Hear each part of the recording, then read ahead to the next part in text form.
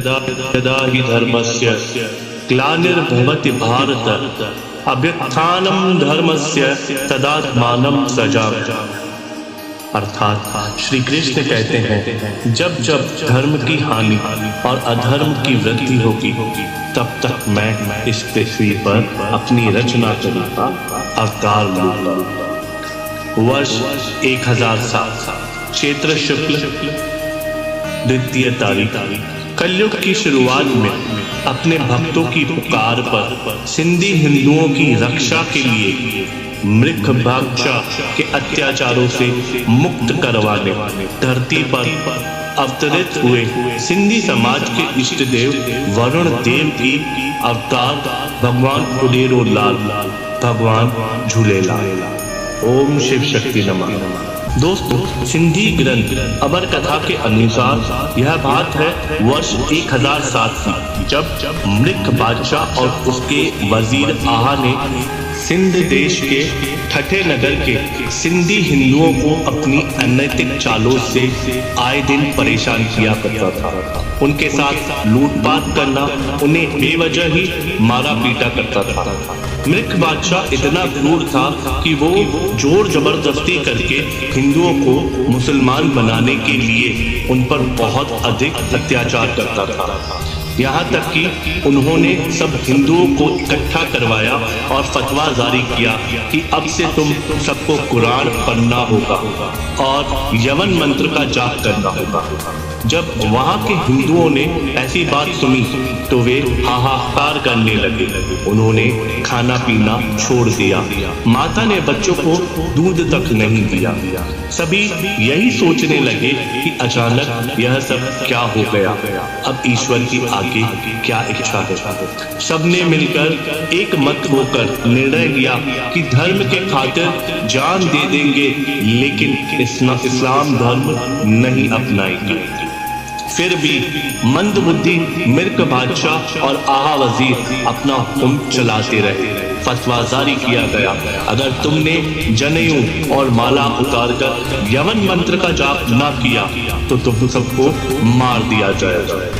जब ऐसा कोप आया तो सभी हिंदू सिंध नदी के तट पर आकर बैठ गए। उन्होंने अन्न पानी त्याग दिया और उपवास करने लगे। सभी लोग ईश्वर से प्रार्थना करने लगे। ब्राह्मणों ने वेद पाठ किया, तरह तरह के मंत्रों का उच्चारण किया। सभी लोग वरुण देव की स्तुति करने लगे और उनका नाम जाप करने लगे।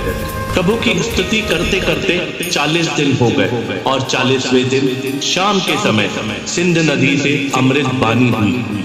आप सभी लोग अपने मन से चिंता निकाल दें। जिस प्रकार प्रत्येक युग में धर्म की रक्षा हुई है, अब भी वैसा ही होगा। तुम सब आनंद मग्न रहो और कुशलता से अपने घरों को जाओ। और यह वाणी सुन सभी लोग आनंदित हो उठे और अपने अपने घरों को चल दिए। और कुछ समय बाद वर्ष 1007 शुक्ल पक्ष की 2 तारीख को नसरपुर शहर में संत रतन राय के घर भगवान झूलेलाल वरुण देव के अवतार में जन्म लिया। उनके जन्म लेने पर आसमान से सभी देवताओं ने फूलों की वर्षा की। उनका जन्म का नाम उडेरो लाल हुआ और उनके चमत्कारों को देख उनके और भी नाम हुए, जैसे अमर लाल जी, जिंद पीर जी, घोड़े वारो लाल, दरियाशाह। भगवान अमर लाल के जन्म की खबर जब मृग बादशाह को और आहा वजीर को प्राप्त हुई, सूचना मिली अमर लाल जी भगवान का अवतार है, लेकिन ये दोनों मंदबुद्धि हंसने लगे। मृगशाह और आहा वजीर ने अलग अलग देशों में अनेकों मुल्ला, काजी, पीरों, तांत्रिकों को संदेश भेजा कि जो भी इस बालक को मृत्यु देगा मैं उसे मालामाल कर दूंगा। ना समझ मृत्यु की बातों में आकर उन सभी ने ऐसी ऐसी कलमे पढ़ी, अपने तरह तरह की विद्याएं दिखाई, अपने तंत्रा और शक्तियों का प्रयोग किया, लेकिन भगवान अमरलाल का कुछ न बिगाड़ सके। और जब भगवान अमरलाल ने अपनी लीलाएं दिखाई तो वे सारे पीर, तंत्रिक, मुल्ला, काजी, उनमें से काफी लोग पागल हो गए, कुछ लोग अपना रास्ता भटक गए और कुछ लोग जंगलों में खो गए। तो ये थी भगवान झूलेलाल जी की लीलाएं। और समय रहते भगवान झूलेलाल जी ने मृख बादशाह के जुल्मों से अपने सारे भक्तों को छुटकारा दिलवाया। 40 दिन के उपवास की महिमा जाने तो आप समझ ही सकते हैं कि भगवान को स्वयं भक्तों की पुकार पर अवतार लेना पड़ा। अमर कथा के अनुसार यदि कोई श्रद्धालु किसी भी धर्म जाति का यदि भगवान झूलेलाल जी के 40 दिन के उपवास रखते हैं तो उन्हें मनवांछित फल प्राप्त होता है, उनकी सारी इच्छाएं पूरी हो जाती है। सिंधी समाज के लोग अपने इष्ट देव झूलेलाल जी को प्रसन्न करने के लिए हर साल इन उपवास को करते हैं। कहा जाता है कि इन दिनों भगवान अमरलाल जी 40 दिनों तक अपने भक्तों की परेशानियां पीड़ा को हरने स्वयं आते थे। 40 दिनों के लिए इन उपवास को श्रद्धालु बड़े धूमधाम से मनाते हैं, नाचते हैं, गाते हैं, झूम मचाते हैं।